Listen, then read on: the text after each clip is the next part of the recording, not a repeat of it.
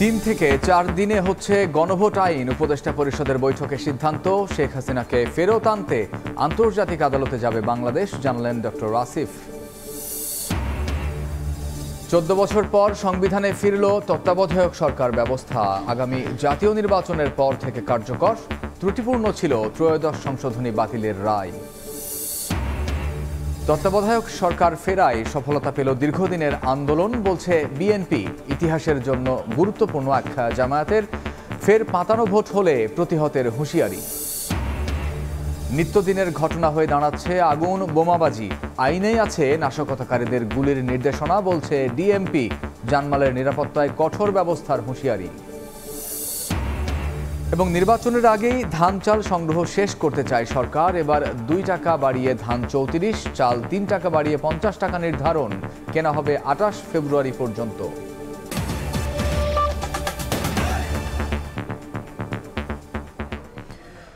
সময় সংবাদের সঙ্গে আছি আমি কামরুজ্জামান মামুন। আগামী 3 থেকে 4 দিনের মধ্যে গণভোট আইন করা হবে বলে জানিয়েছেন আইন উপদেষ্টা ডক্টর আসিফ নজরুল। উপদেষ্টা পরিষদের বৈঠক শেষে বিকেলে ফরেন সার্ভিস একাডেমিতে ব্রিফিংয়ে কথা জানান তিনি। সাংবাদিকদের প্রশ্নের উত্তরে আইন উপদেষ্টা জানান, শেখ হাসিনা ও আসাদুজ্জামান কামালকে ফেরত আনতে ভারতকে চিঠি দেওয়ার পাশাপাশি আন্তর্জাতিক আদালতে যাওয়ার কথা ভাবছে সরকার। বলেন, ভারতের উচিত হাসিনাকে ফেরত দিয়ে বাংলাদেশের মানুষের ন্যায় বিচারের আকাঙ্ক্ষাকে সম্মান জানানো।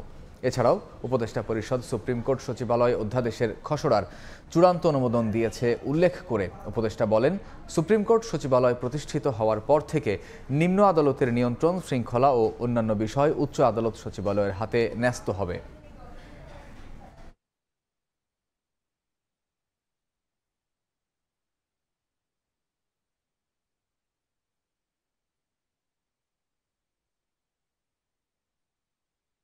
মানবতাবিরোধী অপরাধের জন্য মৃত্যুদণ্ডপ্রাপ্ত আওয়ামী লীগ নেত্রী শেখ হাসিনা এবং সাবেক স্বরাষ্ট্রমন্ত্রী আসাদুজ্জামান কামাল, ওনাদের এক্সট্রাডিশনের জন্য আমরা চিঠি দিচ্ছি এবং এর পাশাপাশি ওনাদের প্রত্যর্পণ করার জন্য, যেহেতু ওনারা এখন কনভিক্টেড, মৃত্যুদণ্ডপ্রাপ্ত, কাজেই আমরা মনে করি ভারতের এখন বাড়তি দায়িত্ব রয়েছে তাদের ফেরত দেওয়ার জন্য।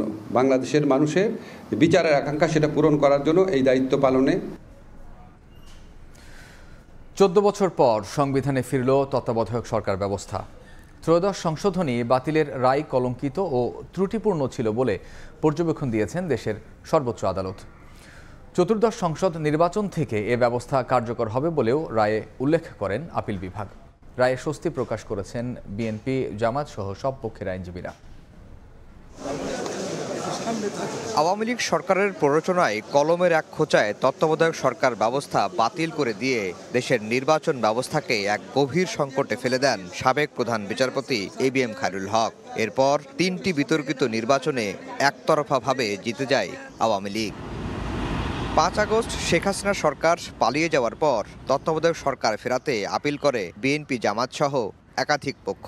বৃহস্পতিবার যার রায় দেন প্রধান বিচারপতির নেতৃত্বাধীন 7 সদস্যের আপিল বিভাগ।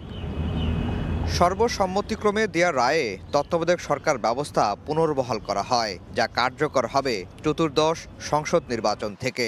পর্যবেক্ষণে সর্বোচ্চ আদালত বলেন, তত্ত্বাবধায়ক বাতিলের পূর্বের রায় ছিল কলঙ্কিত ও ত্রুটিপূর্ণ। এই রায়টি আজকে 7 জন বিচারপতি সর্বসম্মতভাবে দিয়েছেন এবং আমাদের দেশের আইন এবং বিচার এবং সংবিধান মোতাবেক এই রায়টি হবে নির্দলীয় তত্ত্বাবধায়ক সরকার ব্যবস্থা সংক্রান্ত সর্বশেষ সুপ্রিম কোর্টের রায়। তত্ত্বাবধায়ক সরকার সিস্টেমটাকে বাতিল করে যে রায় দিয়েছিলেন তার রিভিউ করে বাতিল করা হলো। নতুন পার্লামেন্টে সংবিধান সংস্কার সভায় যদি এটা গৃহীত হয় তাহলে তত্ত্বাবধায়ক সরকারের ফরম্যাটে আমূল পরিবর্তন আসতে পারে। এটা নির্ভর করবে জুলাই চার্টার গণভোটে অ্যাকসেপ্ট হলো কিনা, অ্যাকসেপ্ট হওয়ার পরে সংবিধান সংস্কার সভা ওই ফরম্যাটটাকে গ্রহণ করলো কিনা। আপিল বিভাগের রায়ে স্বস্তিতে বিএনপি, জামাত সহ সব পক্ষ। আজকের রায়ের ফলে আবার তত্ত্বাবধায়ক ব্যবস্থা ফিরে এসেছে। দেশের মানুষ এতদিন যে ভোট দিতে পারে নাই, তারা এখন ভোট দিতে পারবে। আমরা খুশি যে আজকের রায়ে আদালত আমরা যেই 58C ধারা নজরে এনেছিলাম সেটার উল্লেখ করে বলেছেন যে এই রায় প্রসপেক্টিভলি অর্থাৎ ভবিষ্যৎ থেকে কার্যকর হবে। তত্ত্বাবধায়ক সরকার ব্যবস্থা বাতিলের মাধ্যমে নির্বাচন ব্যবস্থাকে নির্বাসনে পাঠিয়ে দেওয়া হয়েছিল, যার ফলে তিনটি নির্বাচন আমাদের বিতর্কিত নির্বাচন হয়েছে, জালিয়াতি নির্বাচন হয়েছে। তো আমরা আশা করি তার অবসান ঘটবে। আমরা ভবিষ্যতে এর মাধ্যমে এই রিভিউ পিটিশন গ্রহণের মাধ্যমে আমাদের সুষ্ঠু নিরপেক্ষ নির্বাচনের পথ সুগম হবে। অ্যাটর্নি জেনারেল বলছেন, দেশের গণতন্ত্র ভোটাধিকার পুনঃপ্রতিষ্ঠায় মাইল ফলক হয়ে থাকবে এ রায়। বাংলাদেশের মানুষ আগামী দিনে নিজের ভোট নিজে দিতে পারবেন। দিনের ভোট রাতে হবে না, মৃত মানুষ এসে ভোট দিয়ে যাবেন না। এরকম একটি গণতান্ত্রিক মহাসড়কে চলা শুরু করলেন বলে আমরা মনে করি। 1996 সালে সংবিধানের ত্রয়োদশ সংশোধনের মাধ্যমে তত্ত্বাবধায়ক সরকার ব্যবস্থা আনে তৎকালীন বিএনপি সরকার, যার অধীনে হওয়া 3টি নির্বাচন গ্রহণযোগ্যতা পায় দেশে বিদেশে। 2009 সালে ক্ষমতায় এসে আদালতের এক বিতর্কিত রায়ে এই ব্যবস্থা বাতিল করে সংবিধানের পঞ্চদশ সংশোধনী আনে আওয়ামী লীগ সরকার। আফজাল হোসেন, সময় সংবাদ, ঢাকা। তত্ত্বাবধায়ক ব্যবস্থা পুনর্বহালে বিএনপির দীর্ঘদিনের আন্দোলন সফলতা পেল বলে মন্তব্য করেছেন দলটির স্থায়ী কমিটির সদস্য আমির খসরু মাহমুদ চৌধুরী। তিনি বলেন, এই রায় দেশে নতুন দিগন্ত উন্মোচন করবে। বর্তমান অন্তর্বর্তী সরকারেরও এই মডেলে নির্বাচন পর্যন্ত দায়িত্ব পালন করারও আহ্বান তার। তত্ত্বাবধায়ক সরকার ব্যবস্থা ফেরানোর দাবিতে দীর্ঘ সময় ধরে মাঠে আন্দোলন করে বিএনপি সহ অন্যান্য দল। অবশেষে আপিল বিভাগের রায়ে ফিরে এলো নিরপেক্ষ নির্বাচন আয়োজনের সরকার ব্যবস্থা। বহুল প্রতীক্ষিত এ রায়ের পর তাৎক্ষণিক প্রতিক্রিয়ায় বিএনপির স্থায়ী কমিটির সদস্য আমির খসরু মাহমুদ চৌধুরী বলেন, তত্ত্বাবধায়ক সরকার পুনর্বহালের রায় বিএনপির দীর্ঘদিনের আন্দোলনের সফলতা, যা দেশে নতুন দিগন্ত উন্মোচন করবে। বৃহস্পতিবার ঢাকা বিশ্ববিদ্যালয়ের কলাভবনের সামনে ফ্রি মেডিকেল ও স্বাস্থ্যসেবা কর্মসূচি উদ্বোধন অনুষ্ঠানে একথা বলেন তিনি। তত্ত্বাবধায়ক সরকারের অনুপস্থিতিতে বাংলাদেশের মানুষকে যে ত্যাগ স্বীকার করতে হয়েছে, যে জীবনগুলো গিয়েছে, যে নির্বাচনগুলোকে কেড়ে নেওয়া হয়েছে, মানুষের ভোটাধিকার কেড়ে নেওয়া হয়েছে, তার মাধ্যমে যে অপশাসন, নিপীড়ন, নির্যাতনের রাজত্ব সৃষ্টি হয়েছে, তত্ত্বাবধায়ক সরকারের মাধ্যমে আমরা আশা করি সেটা আগামী নির্বাচনগুলোকে সুসংহত করবে। তত্ত্বাবধায়ক সরকার ফেরত এসেছে এবং এটা আমরা কিভাবে গঠন করব সেটা আলাপ আলোচনার মাধ্যমে করা সম্ভব। পরে জাতীয় প্রেস ক্লাবে আলাদা এক অনুষ্ঠানে যোগ দিয়ে চতুর্দশ নির্বাচন থেকে তত্ত্বাবধায়ক ব্যবস্থা চালু হলেও আগামী নির্বাচনে অন্তর্বর্তী সরকারকে তত্ত্বাবধায়কের ভূমিকায় পরিচালিত হওয়ার আহ্বান জানান আমির খসরু।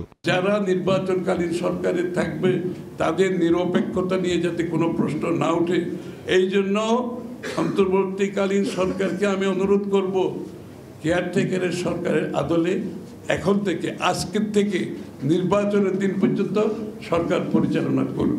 এদিন ফার্মগেটে কৃষিবিদ ইনস্টিটিউটে এক কর্মসূচিতে অংশ নিয়ে তত্ত্বাবধায়ক সরকার পুনর্বহাল হওয়া ন্যায় ও গণতন্ত্রের পথে বড় অগ্রগতি বলে মন্তব্য করেন বিএনপি নেতা রুহুল কবির রিজভী।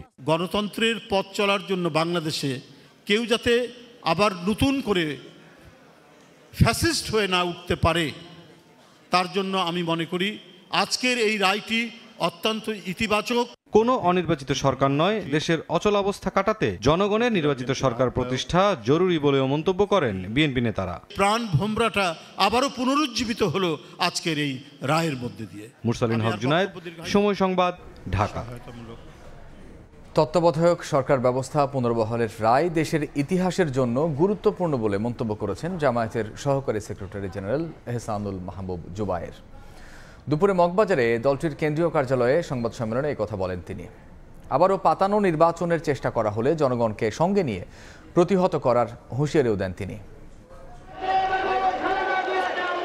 নির্বাচনে পক্ষপাতী আচরণ রোধে 1983 সালে তত্ত্বাবধায়ক সরকার ব্যবস্থার ধারণা দেন জামায়াতের তৎকালীন আমির অধ্যাপক গোলাম আজম। বিগত সরকারের আমলে সংবিধান সংশোধনের মাধ্যমে এ ব্যবস্থার বিলুপ্তি করা হয়। বিভিন্ন রাজনৈতিক দলের দীর্ঘদিনের দাবি ছিল তত্ত্বাবধায়ক ব্যবস্থার পুনর্বহাল। বৃহস্পতিবার সুপ্রিম কোর্টের রায়ে পুনরায় তত্ত্বাবধায়ক ব্যবস্থা পুনর্বহাল হলে রাজধানীর মগবাজারের কেন্দ্রীয় কার্যালয়ে সংবাদ সম্মেলনে এ রায়কে স্বাগত জানায় জামায়াত। তাৎক্ষণিক প্রতিক্রিয়ায় দলটির সহকারী সেক্রেটারি জেনারেল এহসানুল মাহবুব জুবায়ের বলেন, তত্ত্বাবধায়ক ব্যবস্থা বিলোপের মাধ্যমে স্বৈরাচারী হয়ে উঠেছিল অভ্যুত্থানে পতিত আওয়ামী সরকার। যে শেখ হাসিনা সরকার ক্ষমতায় আসার পর কেয়ারটেকার সরকার ব্যবস্থাকে তারা বাতিল করেছিলেন। যে রায়ের মাধ্যমে এই কেয়ারটেকার সরকার বাতিল হয়েছিল সেটি একটি পক্ষপাতদুষ্ট রায় ছিল। কেয়ারটেকার সরকার ব্যবস্থা বাতিলের কারণেই শেখ হাসিনার সরকার পরবর্তীতে এই ফেসিবাদ এবং স্বৈরাচারী চরিত্র তারা অর্জন করেছিলেন। আগামী জাতীয় নির্বাচন বর্তমান অন্তর্বর্তীকালীন সরকারের অধীনে হবার সিদ্ধান্ত প্রসঙ্গে তিনি জানান, বিগত দিনের মতো পাতানো নির্বাচন হলে জনগণকে সঙ্গে নিয়ে তা প্রতিহত করবে জামায়াত। এখন যারা আছেন অন্তর্বর্তীকালীন সরকার এবং এর সাথে নির্বাচন কমিশনে যারা আছেন তাদেরকেও ইতিহাস থেকে শিক্ষা নিয়ে তাদের দায়িত্ব পালনের জন্য আমরা তাদেরকেও আহ্বান জানাই।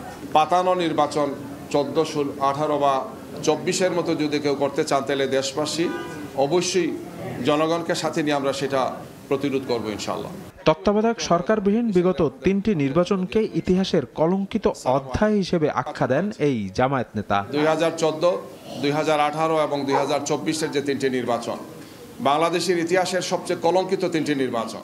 শফিক মুন্সি, সময় সংবাদ, ঢাকা। একসময় তত্ত্বাবধায়ক সরকার ব্যবস্থার দাবিতে আন্দোলন করা আওয়ামী লীগই নিজ স্বার্থ আদায়ে বাতিল করেছিল নির্দলীয় এই সরকার ব্যবস্থা। আর তাই দলীয় সরকারের অধীনে 3টি নির্বাচনই জন্ম দেয় বিতর্কের। ভোটাধিকার প্রয়োগ করতে না পারার ক্ষোভ থেকে ঘটে গণবিস্ফোরণ। 16 বছর পর ছাত্র জনতার অভ্যুত্থানের মুখে পতন ঘটে শেখ হাসিনা সরকারের। তত্ত্বাবধায়ক ব্যবস্থার আদ্যোপান্ত জানব প্রতিবেদনে। 1990 সালে সামরিক শাসক হোসেন মোহাম্মদ এরশাদের পতনের পর টানা 4 নির্বাচন হয়েছে নির্দলীয় সরকারের অধীনে। আর এসব নির্বাচনের মাধ্যমে জনগণের রায়ে পালাবদলের মাধ্যমে সরকারে আসে আওয়ামী লীগ ও বিএনপি। তবে 2011 সালে সংবিধানের 15 সংশোধনীর মাধ্যমে বাতিল করা হয় নির্দলীয় তত্ত্বাবধায়ক সরকার ব্যবস্থা। আর এক্ষেত্রে তত্ত্বাবধায়ক সরকার সংক্রান্ত সংবিধানের 13 সংশোধনী মামলা বাতিলের রায়কে ঢাল হিসেবে তুলে ধরে আওয়ামী লীগ সরকার। এ নিয়ে রাজনৈতিক তুমুল বিরোধের মধ্যেই 2014 সালে 10ম জাতীয় সংসদ নির্বাচন আয়োজনের পথে হাঁটে তৎকালীন সরকার। বিএনপি সহ সমমনা দলগুলো বর্জন আর তীব্র আন্দোলন সত্ত্বেও নির্বাচনী বৈতরণী পার করে আওয়ামী লীগ। বিতর্কিত সে নির্বাচনে 153 আসনেই সংসদ সদস্য নির্বাচিত হয় বিনা ভোটে। বিতর্কের ঊর্ধ্বে ছিল না পরের নির্বাচনও। সরকারের সর্বোচ্চ মহলের আশ্বাসে 2018 সালে একাদশ জাতীয় সংসদ নির্বাচনে বিএনপি সহ বিরোধী দলগুলো অংশ নিলেও ভোটের দিন রচিত হয় আরেক কলঙ্কিত অধ্যায়। নিশিরাতের ভোট হিসেবে পরিচিত পাওয়া সে নির্বাচনে মাত্র 7টি আসন দেয়া হয় বিএনপি নেতৃত্বাধীন জোট ঐক্যফ্রন্টকে। আরেক নির্বাচনে তিক্ত অভিজ্ঞতায় তত্ত্বাবধায়ক দাবিতে পরবর্তীতে মাঠের কর্মসূচি আরও জোরালো করে বিএনপি সহ সমমনা দলগুলো। তবে বিরোধী দলগুলোর দাবি উপেক্ষা করেই আরেকটি বিতর্কিত নির্বাচন আয়োজন করে আওয়ামী লীগ সরকার। বেশিরভাগ রাজনৈতিক দল বর্জন করায় দ্বাদশ সংসদ নির্বাচন পরিচিত পায় ডামি নির্বাচন হিসেবে। মাননীয় সদস্যবৃন্দ, একসময় তত্ত্বাবধায়ক সরকার ব্যবস্থার দাবিতে তীব্র আন্দোলন করা আওয়ামী লীগের হাতেই বাতিল হয় নির্দলীয় এ সরকার ব্যবস্থা, যার ফলাফল টানা 3টি বিতর্কিত নির্বাচন। বিপরীতে মাঠের আন্দোলনের পাশাপাশি তত্ত্বাবধায়ক সরকার ফেরাতে আইনি লড়াইও চালায় বিএনপি। এর সঙ্গে যোগ দেয় জামায়াত ইসলামীও। অবশেষে দীর্ঘ শুনানি আর যুক্তিতর্ক উপস্থাপন শেষে নির্দলীয় এ সরকার ব্যবস্থা আবারও ফিরল সর্বোচ্চ আদালতের রায়ে। শফিকুজ্জামান রুবেল, সময় সংবাদ, ঢাকা। সন্ত্রাসবাদের বিরুদ্ধে বাংলাদেশ জিরো টলারেন্স নীতি অনুসরণ করে বলে জানিয়েছেন জাতীয় নিরাপত্তা উপদেষ্টা ডক্টর খলিলুর রহমান। স্থানীয় সময় বৃহস্পতিবার ভারতে 7ম জাতীয় উপদেষ্টা সম্মেলন কলম্বো নিরাপত্তা কনক্লেভে বক্তব্যের সময় তিনি আরও বলেন, সার্বভৌমত্ব, সমতা, ভৌগোলিক অখণ্ডতা সহ সংগঠনের সবগুলো নীতি মেনে চলে ঢাকা। একই সঙ্গে আঞ্চলিক সহযোগিতা জোরদারের প্রতিশ্রুতিও পুনর্ব্যক্ত করেন তিনি। এছাড়া সংগঠিত সমুদ্র অপরাধ দমনে বাংলাদেশ সক্রিয়ভাবে কাজ করছে বলেও জানান খলিলুর রহমান।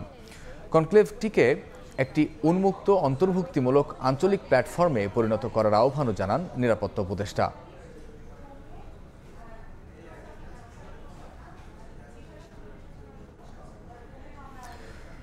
প্রধান উপদেষ্টার আমন্ত্রণে 3 দিনের রাষ্ট্রীয় সফরে 22 নভেম্বর ঢাকায় আসছেন ভুটানের প্রধানমন্ত্রী শেরিং তোগবে।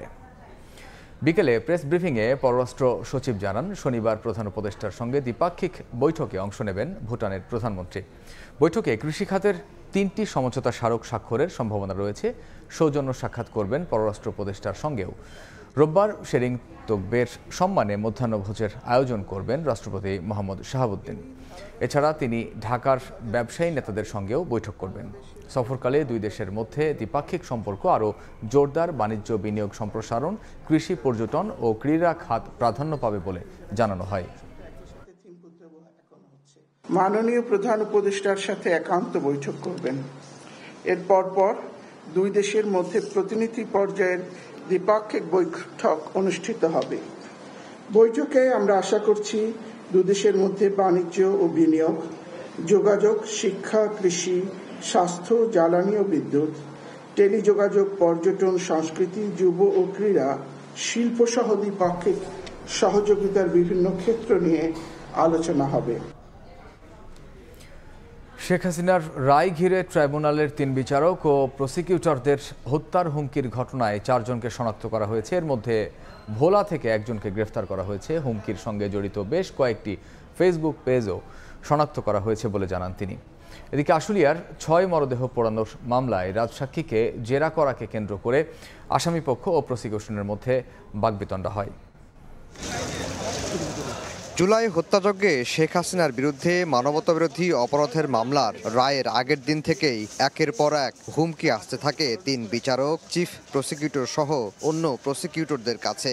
রায়ের পর হুমকির কথা জানান চিফ প্রসিকিউটর নিজেই। বলা হয়, ভারতীয় মোবাইল নাম্বার ব্যবহার করে তাদের প্রাণনাশের হুমকি দেওয়া হয়। এই আসামিরা বিচার চলমান থাকা অবস্থায় মামলার সাক্ষী, বিচারক এবং ট্রাইব্যুনালের সাথে সংশ্লিষ্টদেরকে হত্যা করার, তাদের বাড়িঘর জ্বালিয়ে দেওয়ার হুমকি দিয়েছিলেন এবং সেই দায়ে কিন্তু আসামি শেখ হাসিনার 6 মাসের কারাদণ্ডও হয়েছে। সুতরাং এটা প্রমাণিত আদালতের মাধ্যমে যে তারা হুমকি ধামকি দিয়েছিলেন। কিন্তু বাংলাদেশের জনগণ, এই প্রশাসন, এই বিচারের সাথে সম্পৃক্ত কেউই এই হুমকিতে ভয় পাননি। অভিযোগ তদন্তে নামে প্রসিকিউশনের বিশেষ তদন্ত কর্মকর্তা। তথ্য প্রযুক্তি ব্যবহার করে হুমকির সঙ্গে জড়িত 4 জনকে শনাক্ত করা হয়। এর মধ্যে ভোলা থেকে একজনকে গ্রেফতার করা হয়েছে বলে জানান তদন্ত কর্মকর্তা। তারা খুব কনফিডেন্স ছিল, দৃঢ় বিশ্বাস ছিল তাদেরকে আসলে শনাক্ত করা যাবে না, কিন্তু আইন শৃঙ্খলা বাহিনী প্রযুক্তির মাধ্যমে তাদেরকে নির্ণয় করা গিয়েছে।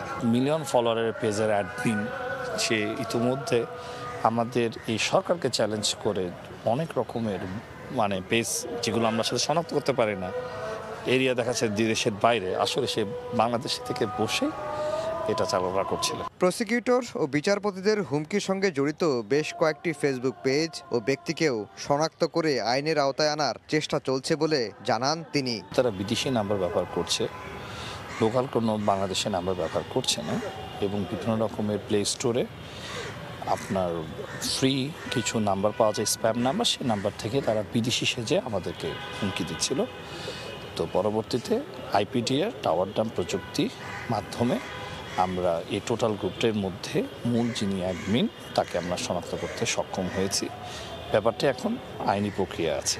এদিকে আশুলিয়ায় 6 মরদেহ পোড়ানোর মামলায় রাজসাক্ষী আফজালুলের জেরাকে কেন্দ্র করে ট্রাইব্যুনালে আসামিপক্ষ ও প্রসিকিউশনের মধ্যে বাকবিতণ্ডা হয়। উত্তপ্ত বাক্য বিনিময়ে বিচার কাজ বন্ধ ছিল প্রায় 1 ঘন্টা।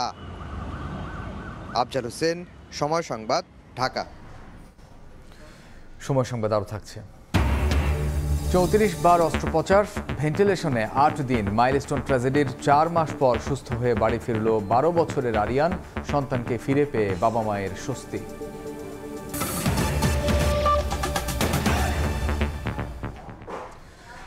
নিত্যদিনের ঘটনা হয়ে দাঁড়াচ্ছে আগুন বোমাবাজি। যারা ককটেল বিস্ফোরণ ও বাসে আগুন দিয়ে নাশকতা করছে তাদের গুলি করার নির্দেশনা পুলিশ আইনেই আছে বলে জানিয়েছেন ডিএমপি কমিশনার শেখ মোহাম্মদ সাজ্জাদ আলী।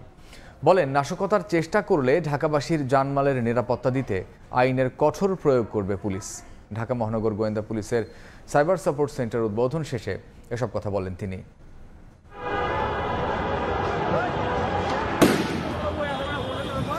কার্যক্রম নিষিদ্ধ আওয়ামী লীগের লকডাউন ও শাটডাউন কর্মসূচি শেষ হলেও রাজধানীতে থামছে না বাসে অগ্নিসংযোগ ও ককটেল বিস্ফোরণের মতো ঘটনা।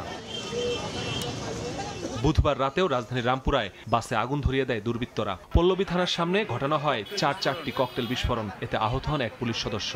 আর্থিক সুরক্ষা এবং মানসিক বাহিনীর সদস্যদের ওপর এমন ককটেল হামলার সমালোচনা করে ডিএমপি কমিশনার বলেছেন, এ ধরনের ঘটনা ঘটতে থাকলে মনোবল হারাতে পারে পুলিশ। আমার অফিসারদের মনোবল যদি ভেঙে যায়, তাহলে আপনাদেরকে আবার এই নিজেদেরকে বাঁশের লাঠি নিয়ে বৃদ্ধ লোককেও রাস্তায় নেমে তার বাড়িঘর এর পাহারা দিতে হবে। নাশকতা রোধে গুলির নির্দেশের ব্যাখ্যাও দেন কমিশনার। বলেন, এটা পুলিশের আইনে আছে। নগরবাসী জানমাল রক্ষায় কঠোর আইন প্রয়োগের হুঁশিয়ারিও নগর পুলিশ প্রধানের। এটা পুলিশ কমিশনারের কোনো নির্দেশনা না, এদেশের বেসিক আইনে বলা হয়েছে। আপনারা আইনটা দেখেন, আমি কোনো নির্দেশ দিই না। এখানে আমার অফিসারদেরকে আমি শুধু বলছি আইনে এই কথাটা বলা আছে। আমি তো দুর্বৃত্তদের জন্য আইন প্রয়োগ করব। আমি আমার ঢাকাবাসী শান্তিতে রাখতে হবে। ঢাকাবাসীর জান ও মালের হেফাজত করার গুরুত্বপূর্ণ দায়িত্ব ঢাকা মেট্রোপলিটন পুলিশের উপরে। আমরা আইন প্রয়োগ করব। কথা বলেন সম্প্রতি ধানমন্ডি 32 নম্বরে উত্তেজনা নিয়েও। কমিশনার দাবি করেন, অরাজকতা রোধে বাধা দিয়েছে পুলিশ। আমরা আপনাদের সাথে রাস্তায় কোনো ক্লাসে কোনো সংঘাতে জড়িত হওয়ার জন্য নয়, আমরা আপনাদেরকে সেবা দিতে চাই। আপনারা যে কাজটি করতে চাচ্ছিলেন সেটি করলে সমাজে, ঢাকা শহরে, দেশে একটা অরাজকতাপূর্ণ পরিবেশের সৃষ্টি হবে। রাস্তায় আন্দোলনে নেমে পুলিশকে প্রতিপক্ষ না ভেবে সহায়তার আহ্বান ডিএমপি কমিশনারের। মাসুদুর রহমান, সময় সংবাদ, ঢাকা। অবসরপ্রাপ্ত মেজর সিনহা মোহাম্মদ রাশেদ খানকে হত্যার দায়ে টেকনাফ থানার ওসি প্রদীপ কুমার দাস এবং সাব ইন্সপেক্টর লিয়াকত আলীর মৃত্যুদণ্ড বহাল রেখে পূর্ণাঙ্গ রায় প্রকাশ করেছেন হাইকোর্ট। বিচারপতি মোহাম্মদ মোস্তাফিজুর রহমান এবং বিচারপতি মোহাম্মদ সগির হোসেন রায়ের পূর্ণাঙ্গ অনুলিপিতে স্বাক্ষর শেষে তা পাঠিয়েছেন সেকশনে। এখন আসামিদের আপিল করতে হবে 30 দিনের মধ্যে। একই সঙ্গে আরও 6 জনের যাবজ্জীবন কারাদণ্ড বহাল রাখা হয়েছে এ রায়ে। গত 2 জুন হাইকোর্ট ডেথ রেফারেন্স ও ট্রায়াল কোর্টের রায়কে চ্যালেঞ্জ করে দণ্ডিতদের আপিল শুনানি শেষে এ রায় দেন।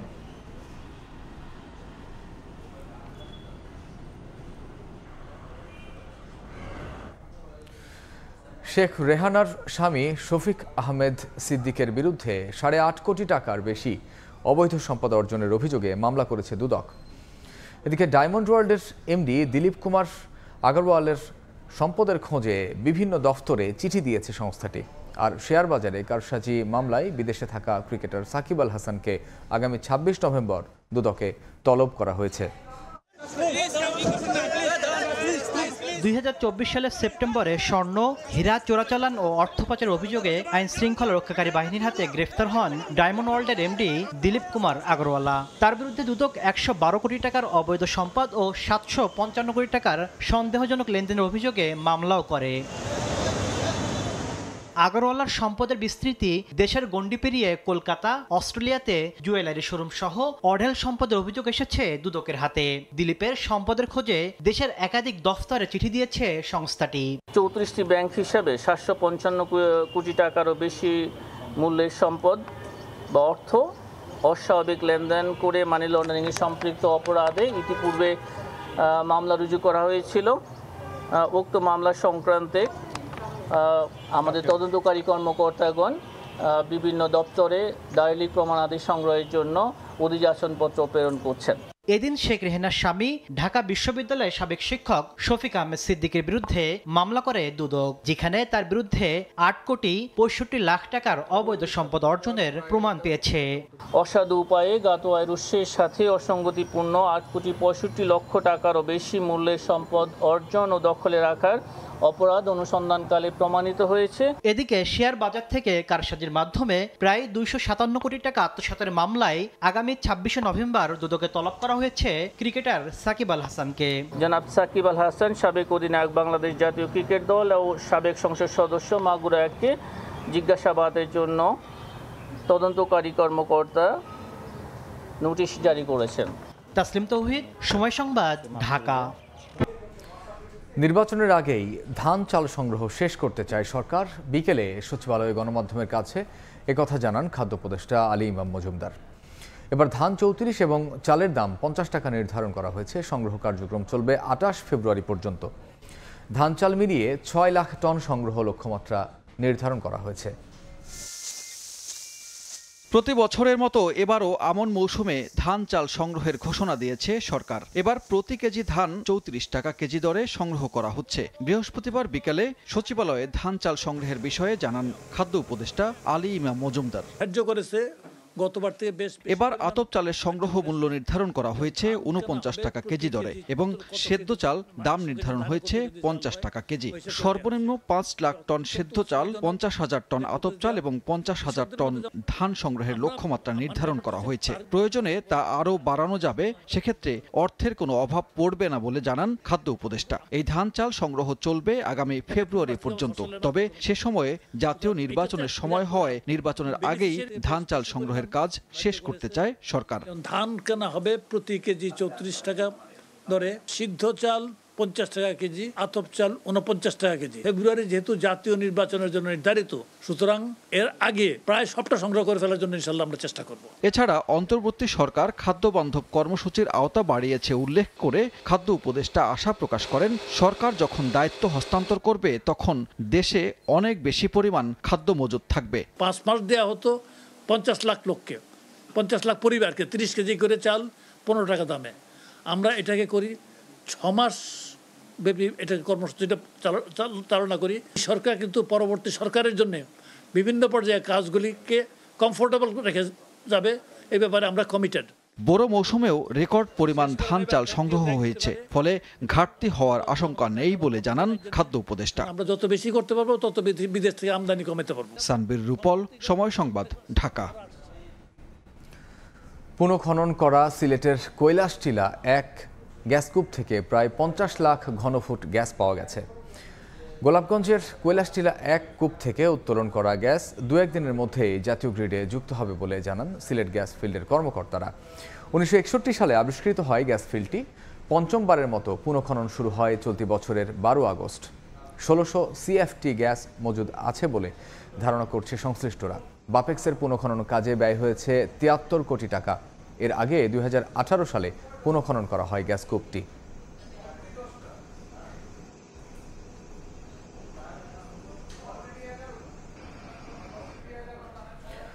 উদ্বোধনের 3 মাস পেরিয়ে গেলেও প্রচারের অভাবে রাজধানীতে আশানুরূপ সাড়া পাচ্ছে না র্যাপিড পাস।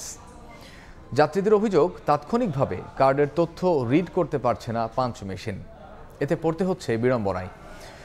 ডিটিসিএ বলছে, যাত্রী সুবিধার কথা মাথায় রেখে বেশ কিছু নতুন ফিচার যুক্ত করা হবে র্যাপিড পাসে। নুরুল আলম নয়ন ও আশরাফুল ইসলামের তোলা ছবিতে রিপোর্ট করেছেন সাইফুল রুদ্র।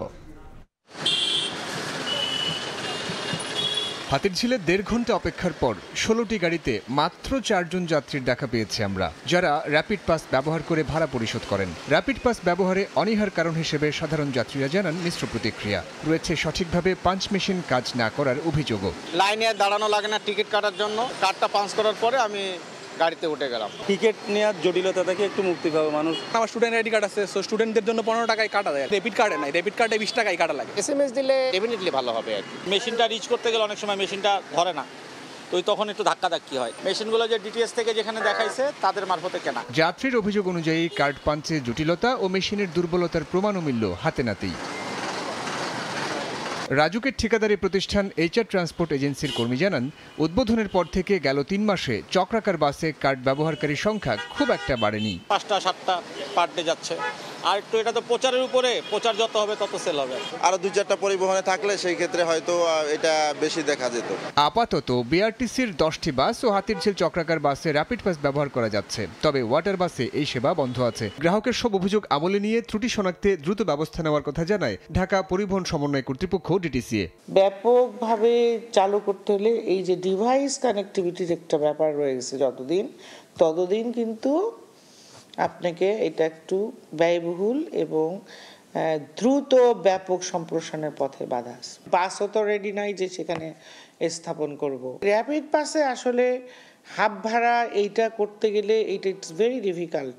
স্টেশন হিসেবে ভাড়া না কেটে কিলোমিটার হিসেবে ভাড়া আদায়ের কথা বলছেন যাত্রীরা। সেই সঙ্গে ভাড়া পরিশোধের টোকেন ও রিচার্জের প্রমাণ হিসেবে চেয়েছেন এসএমএস নোটিফিকেশন। সাইফুল রুদ্র, সময় সংবাদ, ঢাকা। স্বল্পোন্নত দেশের তালিকা এলডিসি থেকে উত্তরণের জন্য প্রস্তুত নয় বাংলাদেশ। এবার জাতিসংঘের প্রতিনিধি দলকে সরাসরি জানালেন ব্যবসায়ীরা। এজন্য মসৃণ উত্তরণ কৌশল STS বাস্তবায়নে সরকারের সমন্বয়হীনতাকে দায়ী করেছেন তারা। 5 থেকে 6 বছর সময় বাড়ানোর ব্যাখ্যা শুনে প্রস্তুতি না থাকার বিষয়টি আরও আগে কেন জানানো হয়নি সেই প্রশ্ন তুলেছে জাতিসংঘ। MS আরেফিনের report. আর 1 বছর পর স্বল্পোন্নত দেশের তালিকা থেকে বের হবে বাংলাদেশ।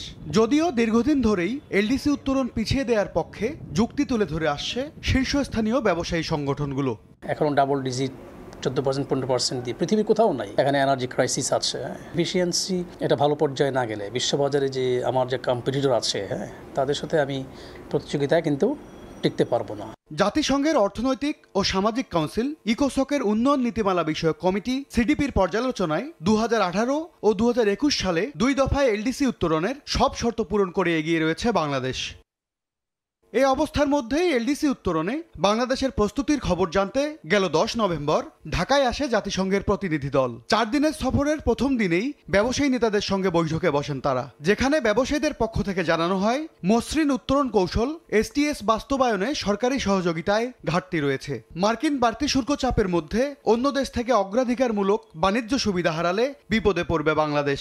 জাতিসংঘের এই দলটার কাছে আহ্বান জানিয়েছি যে আমাদেরকে 5-6 বছরের একটা এক্সটেনশন দেওয়া হোক, কারণ আমাদের যে স্মুথ ট্রানজিশনের জন্য আমাদের পোর্ট যেভাবে রেডি থাকা দরকার, নেক্সট স্টেজে ল্যান্ডিং করার পরে আমাদেরকে যদি GSP প্লাস আমাদের ইউরোপের সবচেয়ে বড় মার্কেট সেটা যদি আমরা পাই, সেখানে আমাদের ব্যাকওয়ার্ড লিঙ্কেজ অনেক বেশি স্ট্রং করতে হবে। তো সেখানে আমাদের ইউটিলিটি লাইনই নাই, আমাদের SEZ-গুলো একদমই রেডি না। ব্যবসায়ীদের এমন অবস্থানে প্রস্তুতির ঘাটতির বিষয়ে কেন আগেই জানায়নি বাংলাদেশ, সে বিষয়ে জাতিসংঘ প্রশ্ন তুলেছে বলেও জানান বৈঠকে উপস্থিত থাকা এই ব্যবসায়ী নেতা। তারাও আমাদের গ্র্যাজুয়েশনের এই পর্যায়টা নিয়ে একটু আশ্চর্য যে এতগুলো সুযোগ থাকার পরও আমরা আগে কেন এই গ্র্যাজুয়েশনটা ডিফার করার ব্যাপারে অ্যাপ্লিকেশন করি নাই। তবে আগামী বছরই উত্তরণ চান অর্থনীতিবিদরা। তাদের যুক্তি, উত্তরণের ফলে উজ্জ্বল হবে বাংলাদেশের ভাবমূর্তি, যা শ্রমবাজার সম্প্রসারণ সহ তৈরি পোশাক নির্ভর রপ্তানি বাজারে বহুমুখী পণ্যের হিস্সা বাড়াতে ভূমিকা রাখবে বলে মনে করেন তারা। বাংলাদেশের সমস্ত সূচক এত নাজুক অবস্থা যে বাংলাদেশের মর্যাদাটা বৃদ্ধি করা এখন এই মুহূর্তে দরকার। LDC গ্রাজুয়েশন হলে আপনার অর্থনীতি বাধ্য হবে সে বহুমুখীকরণ করতে। আগামী চ্যালেঞ্জ মোকাবিলায় শিল্পের নিরবচ্ছিন্ন জ্বালানি সরবরাহ, ব্যাংক ঋণের সুদহার কমানোর মতো নীতি সহায়তা বাড়ানোর তাগিদ সংশ্লিষ্টদের। বৈদেশিক যে শ্রমবাজার রয়েছে সেই শ্রমবাজারকে আমি সম্প্রসারণ করি। MS আরেফিন, সময় সংবাদ, ঢাকা। 34 বার অস্ত্রোপচার হয়েছে, ভেন্টিলেশনে ছিল 8 দিন। দীর্ঘ 4 মাসের চিকিৎসা শেষে সুস্থ হয়ে বাবা মায়ের কাছে ফিরল মাইলস্টোন বিমান দুর্ঘটনায় আহত আরিয়ান আফিফ। বিশেষজ্ঞ চিকিৎসকের পরামর্শ ও দীর্ঘ প্রক্রিয়া শেষে সুস্থ হয়েছে আরিয়ান। যতদিন পুরোপুরি সুস্থ না হবে ততদিন ফলো আপ করা হবে বলে জানান চিকিৎসকরা। ও না থাকলে আমার ঘরের দরজাটা বন্ধ ছিল, আজকে সেই দরজাটা খুলবে। মাইলস্টোন ট্র্যাজেডির ভয়াবহতার কথা মনে করিয়ে দিচ্ছে এই মায়ের কান্না। 21 জুলাইয়ের সেই ভয়াবহতায় গুরুতর আহত হয় 12 বছর বয়সী শিশু আরিয়ান। হাসপাতালে আনার পর থেকে তার প্রতিটি দিনই ছিল জীবন বাঁচানোর লড়াইয়ে। দীর্ঘ 4 মাস চিকিৎসার পর অবশেষে সুস্থভাবে মায়ের বুকে ফিরেছে মাইলস্টোন ট্র্যাজেডির সেই ভয়াবহ বিমান বিধ্বস্তে আহত শিশু আরিয়ান আফিফ। বৃহস্পতিবার সকালে আরিয়ানের বাড়ি ফেরা উপলক্ষে সংবাদ সম্মেলন করে জাতীয় বার্ন এবং প্লাস্টিক সার্জারি ইনস্টিটিউট। চিকিৎসকরা জানান, মাইলস্টোন বিমান দুর্ঘটনার পরপরই গুরুতর আহত অবস্থায় জাতীয় বার্ন ইনস্টিটিউটে ভর্তি হয় আরিয়ান।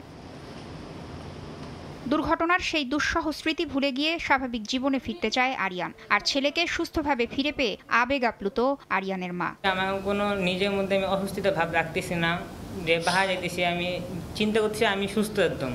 আমি বাচ্চাটাকে নিয়ে বাসায় ফিরবো আজকে, আমার কত যে আনন্দ আমি বুঝাইতে পারবো না। 40% বেশি দগ্ধ হওয়া আরিয়ান ছিল আইসিইউতে। জীবন মৃত্যুর সন্ধিক্ষণে 8 দিন ভেন্টিলেশনে রাখা হয়। ছিল নানা জটিলতা, হয়েছে 34 বার অস্ত্রোপচার। তবে সব আশঙ্কা উপেক্ষা করে জীবনযুদ্ধে জয়ী হওয়ার সে গল্পই জানালেন চিকিৎসকরা। ওর প্রথম থেকে একটু ডিফিকাল্ট কেস ছিল, তার সাথে ওর এই বার্নের সাথে সাথে ওর মেন্টাল ট্রমাটাও ছিল অনেকগুলা ড্রেসিং ছিল এবং আন্ডার অ্যানেস্থেশিয়া ড্রেসিং এবং অনেকগুলো সার্জারি করা লেগেছে। মাইলস্টোন ট্র্যাজেডিতে আহতদের মধ্যে এখনও চিকিৎসাধীন রয়েছে 2 জন। দ্রুতই সুস্থ হয়ে তারা বাড়ি ফিরবে বলে আশা প্রকাশ করেন বার্ন ইনস্টিটিউটের পরিচালক। আজকে পর্যন্ত আরিয়ান সহ 34 জন আমরা তাদেরকে চিকিৎসা শেষে বাড়িতে পাঠাতে পারছি, আর বাকি 2 জন এখনো আমাদের কাছে রয়ে গেছে। সুস্থদের নিয়মিত ফলো আপ সহ মানসিক পরিচর্যার জন্য কাউন্সেলিং করা হচ্ছে বলে জানান বার্ন ইনস্টিটিউটের পরিচালক তাসনিয়া নিশাত, মিম, সময় সংবাদ, ঢাকা। বাংলাদেশের জাহাজ নির্মাণকারী প্রতিষ্ঠান ওয়েস্টার্ন মেরিন শিপইয়ার্ডে নির্মিত 3টি ল্যান্ডিং ক্রাফট জাহাজ রফতানি হচ্ছে সংযুক্ত আরব আমিরাতে। সকালে মারওয়ান শিপিং লিমিটেডের কাছে হস্তান্তর করা হয়। তেল গ্যাস ফিল্ডে ভারী যন্ত্রপাতি পরিবহনে জাহাজ 3টি ব্যবহার করা হবে বলে জানান ওয়েস্টার্ন মেরিন শিপইয়ার্ডের ব্যবস্থাপনা পরিচালক।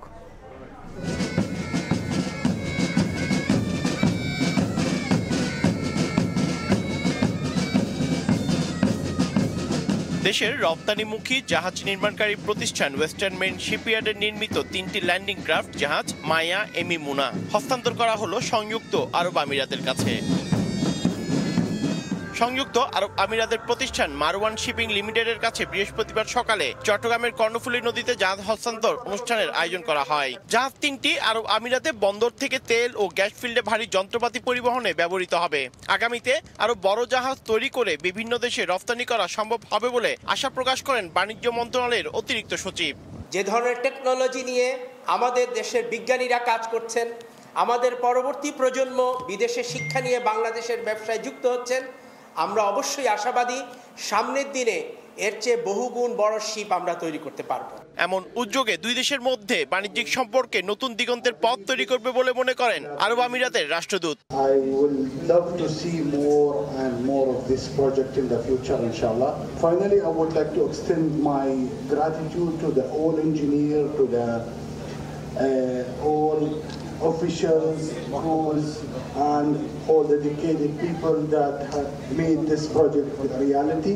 এ পর্যন্ত প্রতিষ্ঠানটি 11টি দেশে 36টি জাহাজ রপ্তানি করেছে, যার বাজার মূল্য 138 মিলিয়ন মার্কিন ডলারেরও বেশি। পার্থপ্রতিম বিশ্বাস, সময় সংবাদ, চট্টগ্রাম। আন্তর্জাতিক ফ্লিট রিভিউতে যোগ দিতে শ্রীলঙ্কা যাচ্ছে বাংলাদেশ নৌবাহিনীর জাহাজ প্রত্যয়। 4 দিনের নৌ সমাবেশে অংশ নিতে সকালে চট্টগ্রাম ছেড়ে যায় যুদ্ধজাহাজটি। এর মাধ্যমে আঞ্চলিক নৌ নিরাপত্তার কূটনৈতিক সম্পর্ক জোরদারের পাশাপাশি বাহিনীর সদস্যদের পেশাগত মান উন্নয়ন হবে বলে আশা সংশ্লিষ্টদের।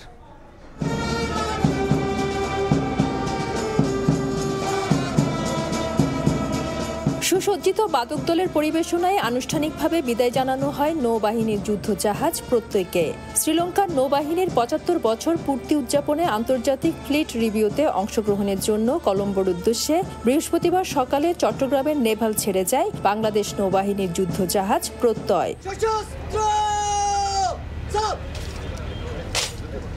এর আগে কমান্ডার চট্টগ্রাম নৌ অঞ্চলের রিয়াল এডমিরাল মোহাম্মদ মইনুল হাসান 150 কর্মকর্তা ও নৌ সদস্যদের সঙ্গে শুভেচ্ছা বিনিময় করেন। এই সময় দিক নির্দেশনামূলক বক্তব্যে প্রধান অতিথি বলেন, আন্তর্জাতিক অঙ্গনে নৌবাহিনীর অংশগ্রহণ আঞ্চলিক নিরাপত্তা এবং কূটনৈতিক সম্পর্ক জোরদারে ভূমিকা রাখবে, পাশাপাশি নৌ সদস্যদের পেশাগত মান উন্নয়নে সহযোগিতা করবে। নিয়মিত প্রশিক্ষণের মাধ্যমে আপনারা যে দক্ষতা অর্জন করেছেন, এই সফরে তার সার্থক প্রতিফলন থাকবে। বিদেশের মাটিতে বাংলাদেশ নৌবাহিনীর তথা বাংলাদেশের প্রতিনিধিত্ব করার পাশাপাশি অন্য দেশের নৌবাহিনী সম্পর্কে জ্ঞানার্জন এবং সৌহার্দ্যপূর্ণ সম্পর্ক গড়ে তোলা। আন্তর্জাতিক ফ্লিট রিভিউতে অংশগ্রহণ শেষে জাহাজ প্রত্যয় আগামী 5 ডিসেম্বর চট্টগ্রাম ফিরে আসার কথা রয়েছে। ফেরদৌস লিপি, সময় সংবাদ, চট্টগ্রাম। সরকারি হাসপাতালের টয়লেট যেন নিজেই রোগ জীবাণুর আঁতুড়ঘর। রাজধানীর বেশিরভাগ সরকারি হাসপাতালের টয়লেট ব্যবহার অনুপযোগী, অপরিষ্কার আর দুর্গন্ধ তো আছেই, এমনকি পানির ব্যবস্থাও নেই কোনো কোনো টয়লেটে। নিতান্তই বাধ্য হয়ে এসব টয়লেট ব্যবহার করছেন রোগী ও তাদের স্বজনরা। শাহিনুর রহমান শাহিনের ক্যামেরায় আয়েশা সিদ্দিক সামিয়ার রিপোর্টে বিস্তারিত। ঢাকার অন্তত 10টি সরকারি হাসপাতাল ঘুরে সময় টেলিভিশনের ক্যামেরায় ধরা পড়ে এমন সব ভয়াবহ চিত্র। বাথরুম সিটকারি নাই, মানুষ বই বুকিতে। আমি দাঁড়িয়ে আছি সরকারি একটি হাসপাতালের টয়লেটে। এখানে এক পাশে ময়লার ডাস্টবিন, অন্য পাশে কিলবিল করছে হাজার হাজার পোকামাকড়। এগুলোর মধ্যে কোনটি বিষাক্ত আর কোনটি নির্বিষ বোঝা বড় দায়। যদিও এসব টয়লেটই প্রতিদিন ব্যবহার করছেন হাজার হাজার রোগী ও তাদের স্বজনরা। শুধু তাই নয়, বেশিরভাগ টয়লেটে নেই ফ্লাশের ব্যবস্থা। কোনোটার দেয়ালে ফ্লোরে লেগে আছে মলমূত্র, হাত ধোয়ার জায়গায় দৌড়ে বেড়াচ্ছে তেলাপোকা। টয়লেটের মেঝে, কলের হাতল, লাইটের সুইচ, এমনকি দরজায় জমে আছে ময়লার স্তূপ। এসব টয়লেট ব্যবহারে রোগীরা যেমন আরো নতুন রোগে আক্রান্ত হতে পারেন, তেমনি রোগীর স্বজনরাও আছেন ঝুঁকিতে। যে নোংরা অবস্থা বাথরুমগুলি, বেসিনগুলি, এখানে আসলে পেশেন্ট তো ভালো হবে দূরের কথা, আরো অসুস্থ হয়ে বাড়িতে নিয়ে যেতে হবে। এখানে অনেক গন্ধ যেন থাকাই যায় না। তবে নিজেদের হাসপাতালের টয়লেটের বেহাল দশার কথা নিজেরাই জানেন না অনেক কর্তৃপক্ষ। পরিষ্কার পরিচ্ছন্নতা এবং ওয়ার্ড বয় ক্লিনার যারা কাজ করে এনাদের শর্টেজ আছে। আমাদের সেই সিভিক সেন্স আছে, বাথরুমে গিয়ে আমি কি আমার পরবর্তীর জন্য সে পরিষ্কার পরিচ্ছন্ন পাবে, সেটা কি আমি দায়িত্ব নেই? সরকারি হাসপাতালগুলোর টয়লেটের ভয়াবহ চিত্র উঠে এসেছে 2024 সালের আইসিডিডিআরবির এক গবেষণায়। সেখানে দেখা গেছে ঢাকার সরকারি হাসপাতালগুলোর টয়লেটের 68% মধ্যে 67%ই অপরিচ্ছন্ন। এতে উদ্বেগ প্রকাশ করেছেন জনস্বাস্থ্য বিশেষজ্ঞরাও। হাসপাতালের মলমূত্রের সাথে যে জীবাণুগুলো থাকে সেগুলো অধিকাংশ ক্ষেত্রে কিন্তু অনেকগুলো অ্যান্টিবায়োটিক প্রতিরোধী হয়, এটিও কিন্তু বিবেচ্য বিষয়। সংশ্লিষ্টরা বলছেন স্বাভাবিকভাবেই টয়লেট থাকে লোকচক্ষুর আড়ালে, ফলে সরকারি হাসপাতালের অন্য অবকাঠামোগুলো বরাদ্দের আওতায় পড়লেও টয়লেট বা ওয়াশরুমের কী দশা তা নিয়ে উদাসীন সব পক্ষই। আয়েশা সিদ্দিক, সামিয়া, সময় সংবাদ, ঢাকা। এবার খুলনা বিভাগের খবর।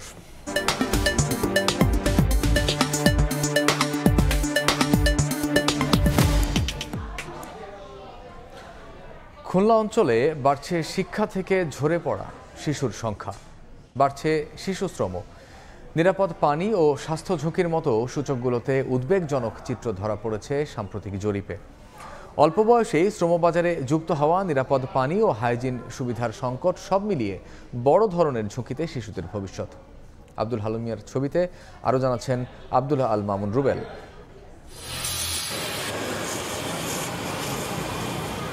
খুলনার বিভিন্ন কারখানায় শিশুদের কাজের এমন চিত্র প্রায়ই দেখা মেলে। যে বয়সে ব্যাগ গুছিয়ে স্কুলে যাওয়ার কথা, সেই বয়সে শুধু কারখানায় নয়, বিভিন্ন কর্মক্ষেত্রে দেখা যায় তাদের। পরিসংখ্যান ব্যুরোর সম্প্রতি প্রকাশিত তথ্য বলছে, পুরো বিভাগ জুড়ে শিশুশ্রমে যুক্ত আছে প্রায় 10% শিশু, যেখানে জাতীয় গড় 9.2%। জরিপ বলছে 7 থেকে 14 বছর বয়সীদের মধ্যে স্কুলে যায় না এমন শিশুর সংখ্যা এই বিভাগে শতকরা 10%। প্রাথমিক শিক্ষা বিভাগ বলছে পরিস্থিতি উন্নয়নে কাজ করছে তারা।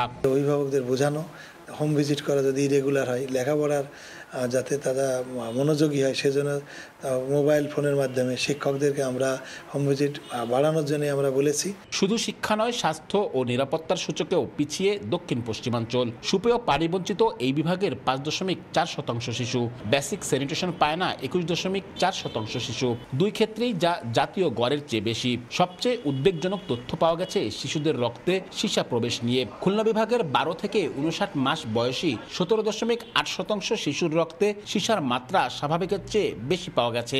এই বিভাগের 65% মেয়ের বিয়ে হয়ে যায় 18 বছরের আগেই। সরকারের সঙ্গে সামগ্রিক এসব বিষয়ে উন্নতিতে কাজ করছে ইউনিসেফ। গার্জিয়ান থেকে শুরু করে সবাইকে সচেতন করতে হবে যে তার কুফলটা কি। এর সাথে আপনি চাইল্ড ম্যারেজ লিঙ্কড আপ, এর সাথে আপনার নানা ধরনের অ্যাবিউজমেন্ট যেগুলো হয়ে থাকে, ভায়োলেন্স যেগুলো হয়ে থাকে, জেন্ডার ভায়োলেন্স যেগুলো হয়ে থাকে, এই সকল কিছু কিন্তু নিবিড়ভাবে সম্পৃক্ত এর সাথে। এসব সূচক ইঙ্গিত দেয় খুলনা অঞ্চলের শিশুদের মৌলিক অধিকার, নিরাপত্তা ও স্বাস্থ্য নিশ্চিত করতে আরও কার্যকর ও সমন্বিত উদ্যোগ জরুরি হয়ে পড়েছে। সরকারি প্রতিষ্ঠান এবং বেসরকারি প্রতিষ্ঠানগুলো একসাথে কাজ করলে খুব অচিরেই হয়তো শিশুশ্রম একেবারে বাংলাদেশ থেকে মুক্ত হয়ে যাবে। তথ্য অনুযায়ী খুলনায় শিশু মৃত্যুর হার 21%। বিশেষজ্ঞরা মনে করছেন, শিশুদের শিক্ষার হার বৃদ্ধিতে শিশুশ্রম বন্ধে উদ্যোগ গ্রহণের পাশাপাশি পরিবেশ দূষণ নিয়ন্ত্রণ, নিরাপদ পানি নিশ্চিতকরণ ও দারিদ্র্যতা হ্রাসে পরিবার, সমাজ ও প্রশাসনকে একসঙ্গে কাজ করতে হবে। অন্যথায় ভবিষ্যতে এ অঞ্চলে শিশুদের উন্নয়ন ও মানব সম্পদ সম্ভাবনা ক্ষতিগ্রস্ত হওয়ার আশঙ্কা রয়েছে। আব্দুল্লাহ আল মামুন রুবেল, সময় সংবাদ, খুলনা। দুর্যোগ ঝুঁকি হ্রাসে মোবাইল ফোন অপটিমাইজড ওয়েবসাইট উদ্বোধন করেছে বাংলাদেশ আবহাওয়া অধিদপ্তর। কম ব্যান্ডউইথে দ্রুত লোডিং, পূর্বাভাস ও সতর্কবার্তা পৌঁছানো সহ অন্যান্য সুবিধা দেবে এই ওয়েবসাইট। জাইকার আর্থিক ও কারিগরি সহায়তায় আবহাওয়া অধিদপ্তরের TAPP এর প্রকল্পের আওতায় তৈরি হয় ওয়েবসাইটটি। এদিন আবহাওয়া অধিদপ্তরের পরিচালকের সভাপতিত্বে অনুষ্ঠানে প্রধান অতিথি ছিলেন প্রতিরক্ষা মন্ত্রণালয়ের সচিব, জাইকা বাংলাদেশের প্রধান প্রতিনিধি, সেনাবাহিনী, নৌবাহিনী ও সশস্ত্র বাহিনী বিভাগের প্রতিনিধি সহ অন্যান্য অতিথিরা।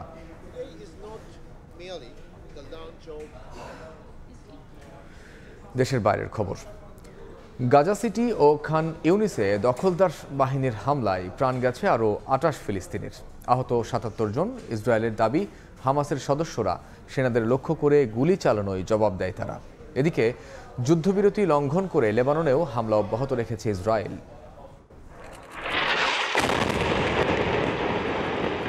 যুদ্ধবিরতি লঙ্ঘন করে লেবাননে হামলা অব্যাহত রেখেছে ইসরায়েল। দেশটির আয়নাতা শহরে কয়েক দফা বিমান হামলা চালানো হয়েছে। এতে বেসামরিক স্থাপনার ব্যাপক ক্ষয়ক্ষতি হয়েছে, ঘটেছে প্রাণহানি। হামলার ভিডিও ছড়িয়ে পড়েছে সামাজিক যোগাযোগ মাধ্যমে। লেবাননের দক্ষিণাঞ্চলের তায়ার ফিলসি শহরেও ইসরায়েলি হামলার খবর পাওয়া গেছে।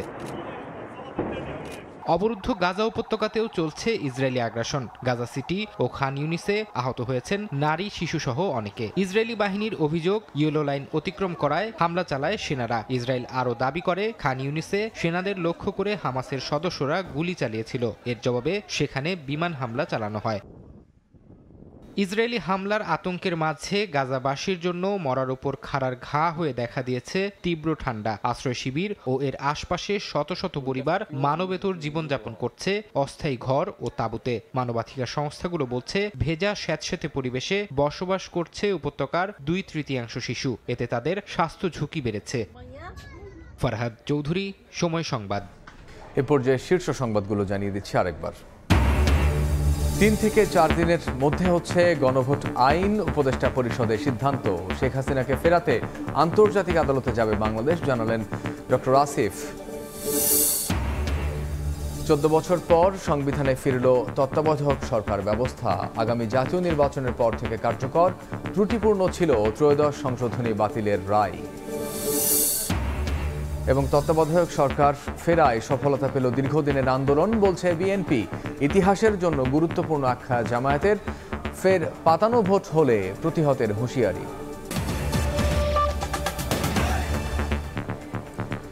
এই ছিল 5টার সময় সংবাদ। এরপর বাংলার সময় নিয়ে সঙ্গে থাকবেন আলিশা ইসলাম। ধন্যবাদ মামুন। বাংলার সময় নিয়ে আসছি কিছুক্ষণ পর, সঙ্গে থাকুন সময়।